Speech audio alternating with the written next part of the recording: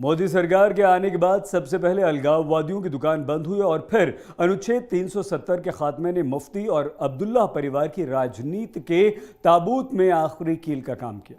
महबूबा मुफ्ती और फारूक अब्दुल्ला, उमर अब्दुल्ला को नजरबंद कर दिया गया, जिसके बाद घाटी की स्थिति सुधरी। हालांकि कई महीने के बाद फिर से सभी को रिहा कर दिया गया।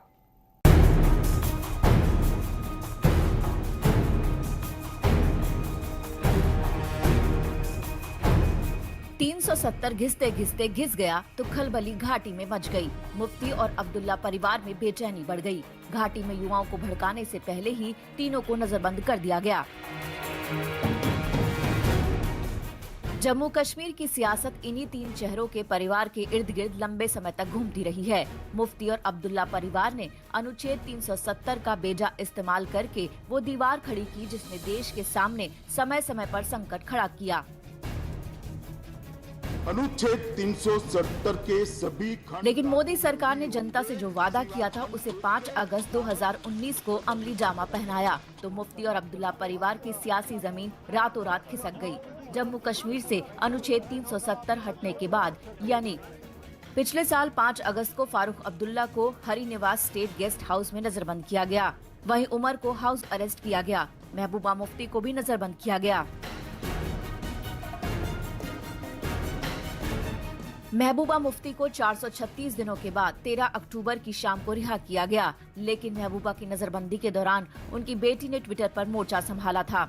अपनी मां के ट्विटर हैंडल से वो आवाज उठाती रही।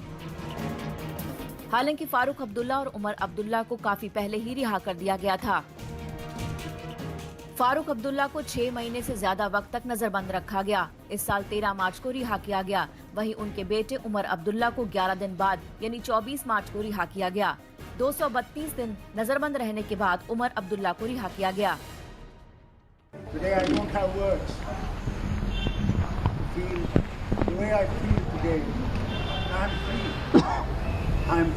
इस रियासत की सियासत, इस रियासत के हालात, इस रियासत को 5 अगस्त तक क्या किया गया उसके बारे में मैं खुल के बात करूंगा कि खुदारा हमारे ऊपर जो ये पाबंदी लगाई हुई है कम्युनिकेशन की, आज भी खुदारा और कुछ नहीं तो हमारा ये 3G 4G दोबारा खोलिए।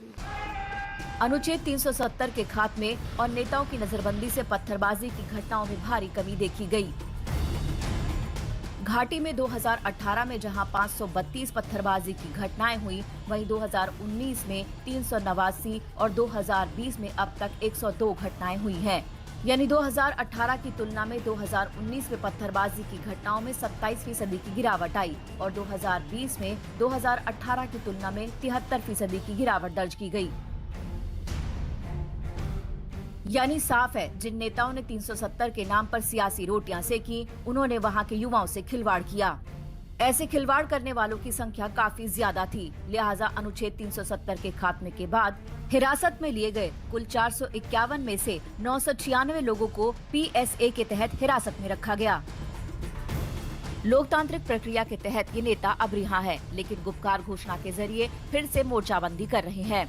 कश्मीर में अनुच्छेद 370 और 35A की बहाली की बैटिंग करने लगे हैं, लेकिन इन कुछ महीनों में राज्य के लोगों के बीच ये चेहरे बेनकाब हो गए।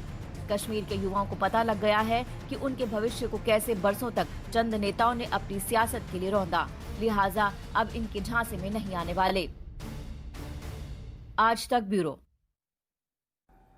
महबूबा के देश विरोधी बयान पर फिलहाल हंगामा मचा हुआ है। इस बुलेटिन में फिलहाल इतना ही। देश और दुनिया की हर खबर के लिए आप देखते रहिए आज तक।